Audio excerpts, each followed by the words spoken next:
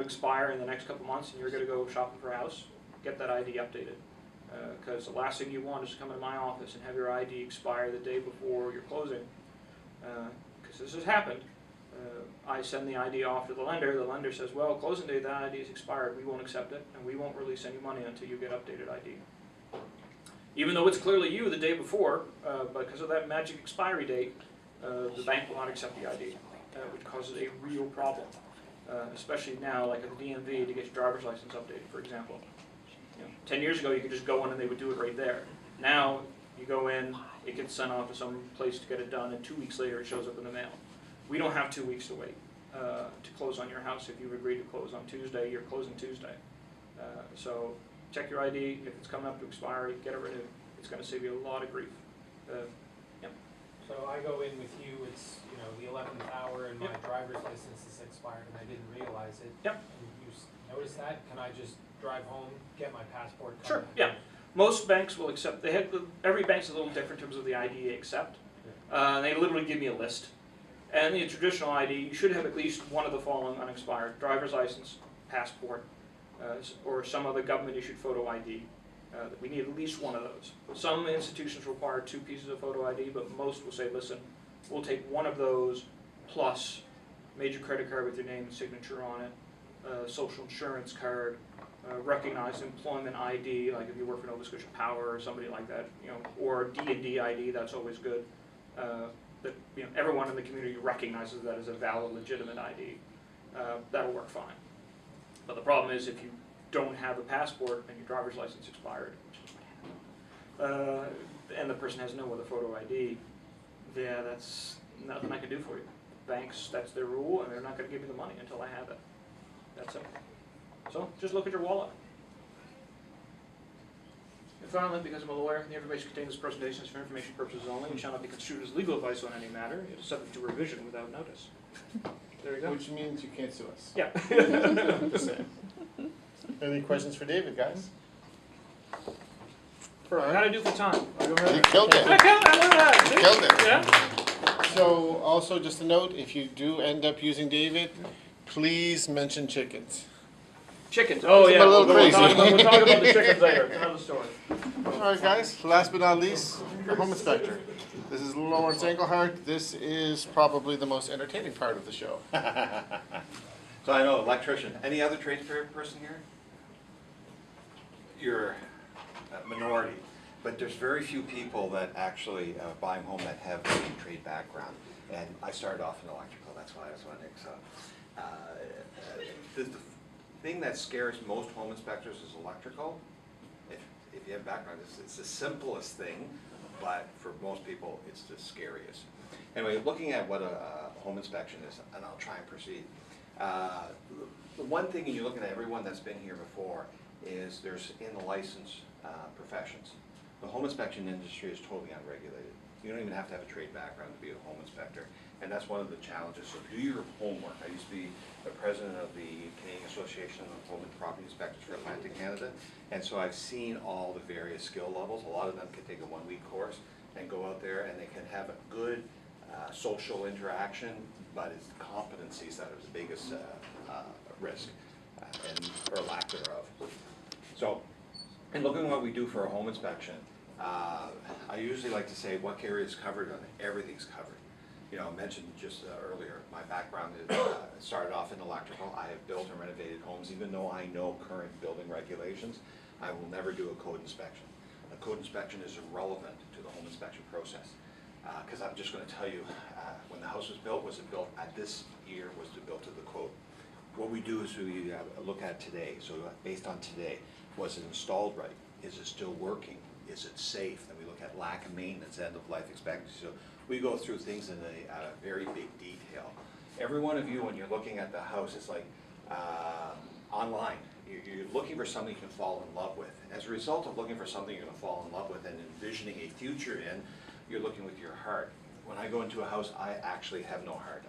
I'm kind of binary. It's either working, not working, it's right, it's wrong, it's safe, it's unsafe.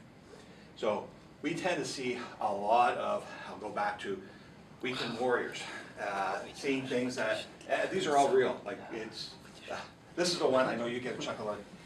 it was just renovated. They got a contractor in, they put the fan, electric fan, right in front of the shower. I've seen a panel in the shower. Exactly, like we call it for, I have a list, it's called my WTF list, but that stands for what's that for? So what's that for? Anyway, it's just amazing. Bathrooms, plumbing is fun. Outside, Oh my God. this deck I inspected, I think it was 12 years ago and 2 years ago. And this has been removed, but that one is still there. We see things that a lot of people don't think about. They go, oh, well, this is easy. Well, let's put a hot tub on the deck, and no one understands how much a hot tub weighs.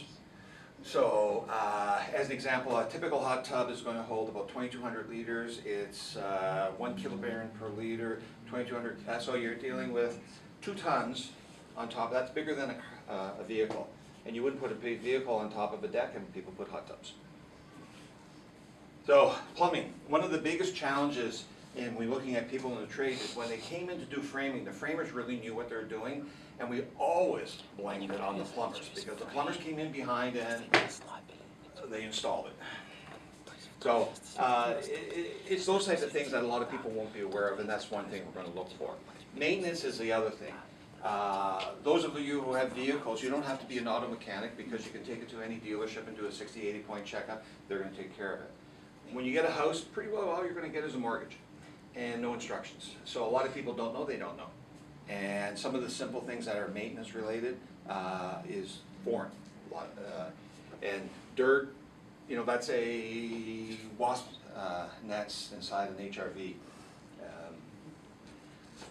Other thing is looking at things that could be latent or hidden from view. This was Hydrostone, if I remember correctly, and that was about 10 years ago.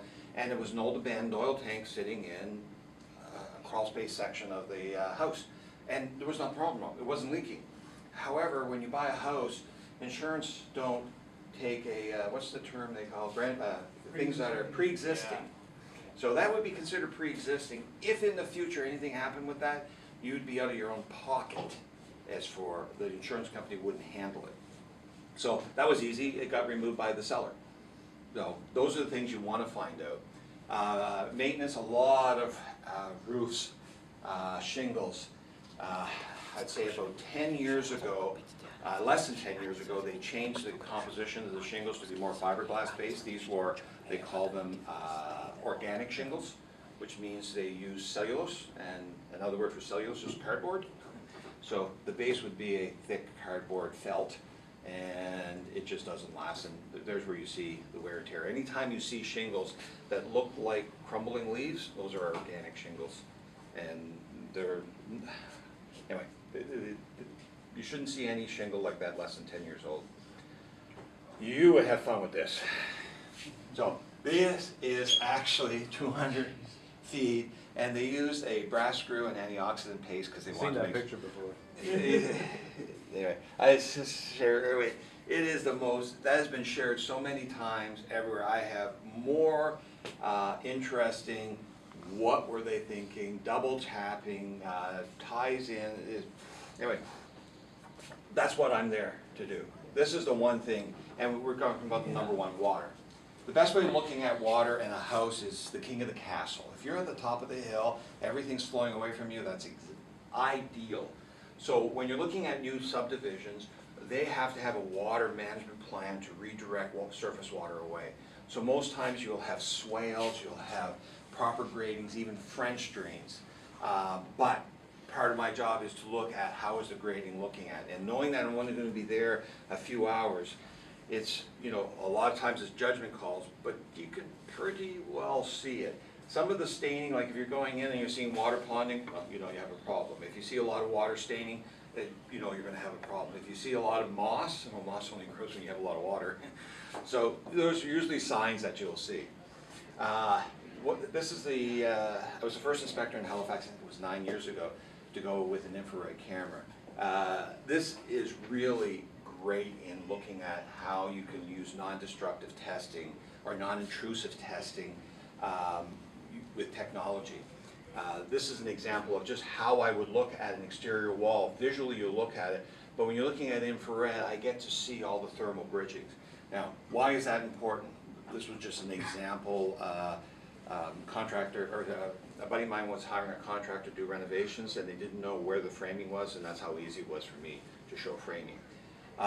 Another case is looking at in-floor radiant heat. Now, in this example, I'm able to show you the tubes that you wouldn't be able to see otherwise. People, when they say in-floor radiant heat, they take off their shoe and they put their feet down, and they say, oh yeah, it's warm. Well, with the infrared camera, you can actually see it. Now, this is actually a potential defect. You'll notice that the tubes go underneath the toilet bowl.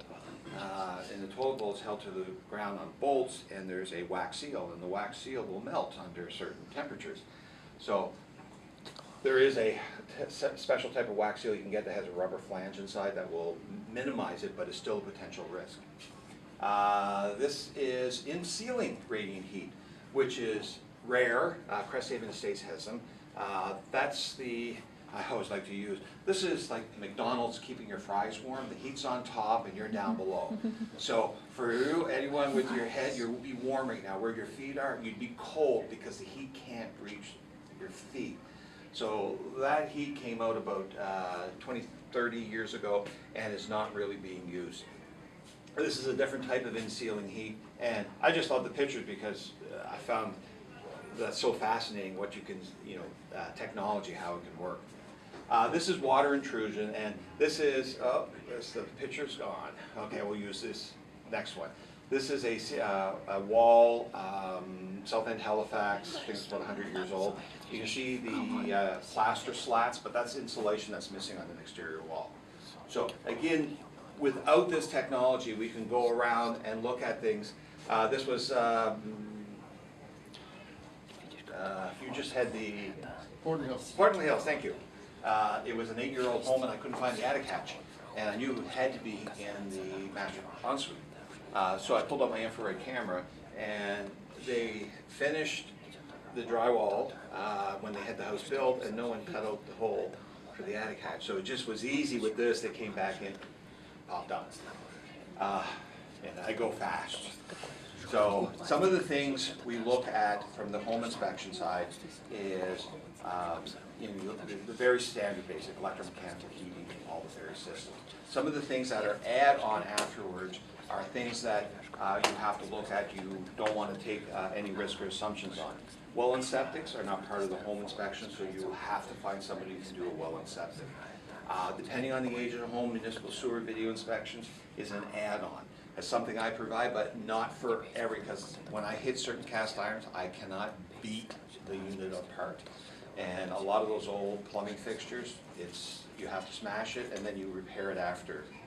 And I just won't do that. Radon testing is becoming big. Radon is a radioactive gas. It is the #2 cause of lung cancer in Canada. If you're not familiar with it, you can send me an email, I'll respond to you. It's certain areas of Halifax or Nova Scotia that are very high in radon, and like really high. Others areas, it tends to be from low to medium. What's the top 3 Sorry? high radon gas area? Well, my wife is a trained inspector. We do this together, so I have a lot of fun doing the inspection. And she always tells me I provide $20 answers to 10-cent questions. So I apologize when I answer your question. I'm going to get a little detail. When looking at radon, we use a measurement called a Becquerel, and a Becquerel is 1 nuclear disintegration per cubic meter per second. It sounds like a long word. It's just take 1 radon atom, and when it decays and you leave an alpha particle coming out, that's 1 Becquerel per cubic meter per second. The threshold in Canada is looking at 200 becquerels. So 200 becquerels is what the threshold is. It used to be 800. The World Health Organization says it should be 100, and the United States is 148. So we're higher than the United States at 200 becquerels. 200 becquerels is the equivalent radiation exposure if you had 30 medical chest x-rays in 1 year. So if you ask a person, would you have a chest x-ray every 2 weeks for a year? You go, that wouldn't be, not only no, it'd be heck no, or another word. So I've seen levels in homes that are 12 times that, so 2,400 becquerels, 3,000 becquerels. I'm dealing with very, very high. The one concern you have to have with the, and it's easy, once you know it, it can be resolved. So knowing that you have radon, number one, and then what level, and then I'll explain how to get rid of it. It's worse on children because children tend to crawl around the floor. Radon is a heavy radioactive. It'll stay close to the surface, so it has more of an impact on children. Now, what happens when you find a home that has higher radon? The house in question was a brand new construction. I just came from a conference in Saskatoon with all radon professionals from across Canada and the US, and they explained something that was counterintuitive. And I'll ask the question, where would you think would have the highest radons? A 100-year-old home or a brand new home? And what surprised me was a brand new home. And I thought, well, that doesn't make sense because the new homes are built to be ready for radon mitigation. So they're sealed, they're welded, and that's the problem, they're sealed. See, older homes leak like a sieve, leak air. So with radon, if you have air flowing through it, it's diluted air, and it lowers the radon. So if you go outside, the radon outside is about 45 becquerels, 50 becquerels, but in a house it could be 200, 300, or 100. So what you do to get rid of it, since it's coming from the soil, they actually core a 4-inch hole through the concrete, excavate soil, and they suck all the soil gases from underneath the house. Now it sounds like crazy, it really works. It can reduce radon levels by well over 90%. And the added bonus is it's going to actually dry out your basement because you're taking all the soil gases, which is soil moisture as well. So, did I answer your question? Or did I go more into the $20 answer? Or was it the $10,000 answer? The website on Nova Scotia. Yes. Zoom right in, yeah. Perfect. Zoom right in on the map. It really, that works. The radon map in Nova Scotia. Now, I'll tell you from my own experience, the radon map is a good guideline. So if you're looking at 3 levels, low, medium, or high. So low means 5% of the homes will exceed Health Canada guidelines. That means 95 homes out of 100 not going to be a problem. 5 homes out of 100 will be a problem. In the medium, it's 14%. So you just do the same math. In the high, it's 40%. But that means 6 homes out of 100, or 10 will be fine. 4 homes out of 10 will be a problem. But in the high, you can have areas that are high, it's well beyond the 40. Spryfield has the Governor's Brook. You get into certain areas, and it has to do with old bedrock. Granite, if you see granite, it's old. So since radon is part of the decay process of uranium is decays to lead, you look for old earth. So like Peggy's Cove, Beachville, you're going to hit areas. Eastern Passage is really not, but there's one street. One street's high, and I have no idea, just that one street. So if you do go through the process, you make the 4-inch hole, you suck up all the gases, won't it just come back? Like No, it'll no, take a because while. it's permanently. It's not just do it once. So what they have is they will put the pipe in, it's a heavy gauge white PVC, and the pump is an industrial vacuum that is meant to be under pressure. So it's going to negatively pressurize the house continually. So the pump stays in the house? The pump stays Oh, never mind. forever. Okay. I thought they just... No, it's not a one-off. Good question. Yeah, because that's important. You just finished it. So, yeah, it sits there and that's it, runs forever. And there's maintenance procedures to follow. With radon, after you get the system, mitigation system installed, it's similar to having well water. When you have well water, how often do you get the water tested? Well, it depends on your well, but it should be regularly. Okay, it's not to do one test and never look at it again because things happen. So you tend to every few years, or depending if it's a shallow well to a deep well, shallow well should be, in some cases, multiple times a year, depending on the season. Depending on, because if you know you have a problem, especially with bacteria, fecal, I mean, there's a lot of things that get up in water on shallow wells. And shallow wells is anything less than 30 feet. So that's surface water. So those, you're going to test a lot. The deeper you go, a little less testing, but still should be regular testing. The radon machine's about $1,500. Yeah. It's just part of the process. Any other questions? Well, guys, that's it. Thank you so much for coming. And we'll be sticking around afterwards to answer any questions. Thank you.